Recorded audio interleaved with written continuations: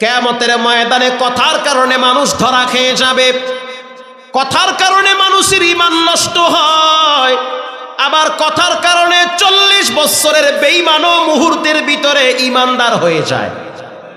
কথার কারণে দুই দেশের দুইটা ছেলে মেয়ে মুহূর্তের ভিতরে দাম্পত্য জীবনে পদার্পণ করে। কথার কারণে মুহূর্তের ভিতরে 40 বছরের সংসার ভেঙ্গে তছনছ হয়ে যায়, সব কথার কারণে। এক কথার কারণে ঈমান শেষ, সে বেঈমান মুরতাদ। এক কথার কারণে 80 বছরের বেঈমানটাও ঈমানদার হয়ে যায়। এজন্য আমি সিদ্ধান্ত নিয়েছি প্রত্যেকটা কথা আমি কোরআন থেকে বলবো।